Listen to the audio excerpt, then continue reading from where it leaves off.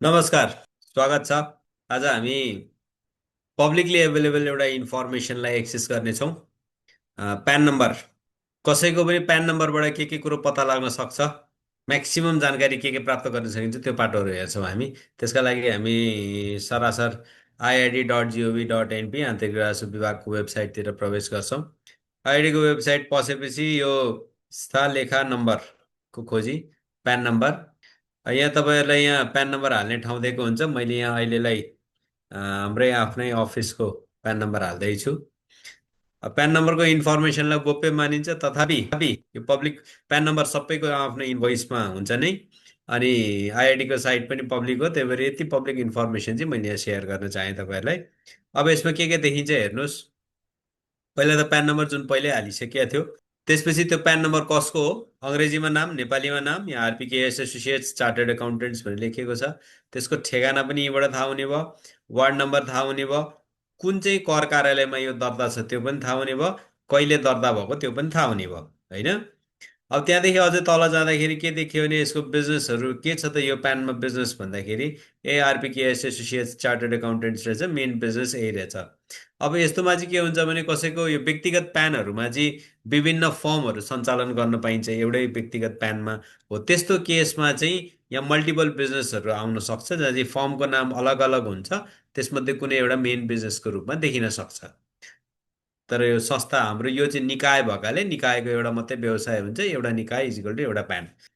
अब त्यस्तै यहाँ आयो अर्को रेजिस्ट्रेसन डिटेलको सेगमेन्ट। यसमा हाम्रो यहाँ देखिन सकिन्छ एउटा इन्कम ट्याक्स भनेर।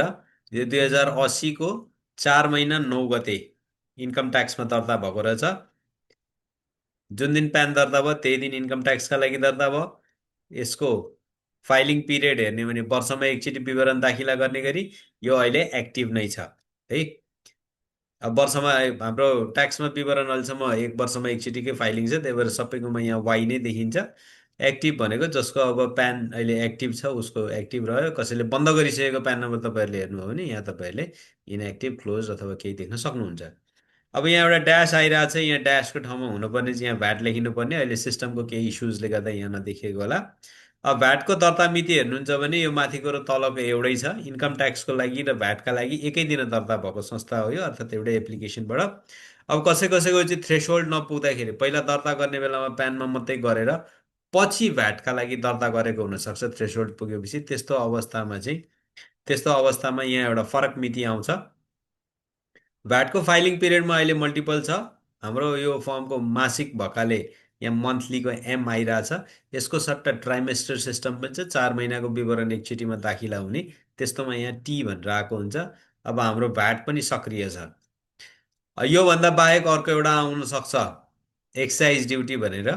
अन्तशुल्कमा यदि कोही दर्ता हुनुहुन्छ भने शुल्कको पनि त्यसै गरी आउँछ। त्यसको दर्ता मिति छुट्टै हुनसक्छ, त्यो छुट्टै आउँछ।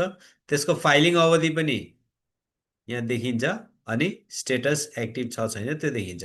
त्यस्तै अर्को इन्फर्मेसन पनि यहाँ पाउन सकिन्छ। कर चुक्ता कुन आर्थिक वर्षको कहिले लिएको थियो भनेर पछिल्लो कर चुक्ता है। जस्तै अब यो फर्मको चाहिँ के देखियो भने 81-82को कर चुक्ता लिइसकेको रहेछ, पछिल्लो आर्थिक वर्ष त्यही हो, त्यहाँदेखि पछि अर्को बितेको छैन। अनि विवरण दाखिला मिति 82को 9/30मा लिएको रहेछ, स्टेटस क्लियर रहेछ। यदि यहाँ केही ड्युहरू भएको भए, कुनै आर्थिक वर्षको विवरणहरू दाखिला नभएको भए यहाँ यहीँ तल लेखिन्थ्यो। अनि भ्याटमा पनि त्यसै गरी यदि विवरण दाखिला हुन बाँकीहरू हुँदाखेरि यहीँ तल विवरणहरू आउँछ। अब अहिले गोपनीयताको पाटोका लागि मैले तपाईँहरूलाई त्यस्तो विवरण दाखिला नगरेको प्यानहरूको तर्फबाट यहाँ देखाइन, तर तपाईँले यति मात्रै हेर्दाखेरि पनि थाहा पाउन सक्नुहुन्छ।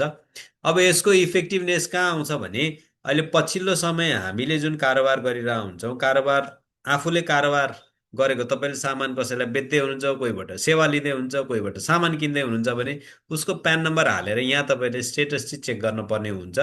उस चाहिँ बिजनेसको रिपोर्टिङमा, विशेष गरी भ्याटको दाखिलामा, अन्तशुल्कको विवरण दाखिलामा र आयकरको विवरण दाखिलाहरूमा ऊ एक्टिभ छ कि छैन त्यो पाटो चाहिँ हेर्न पर्ने हुन्छ, किनकि अबको सरकारले त्यो पक्ष पनि हेर्नेवाला छ।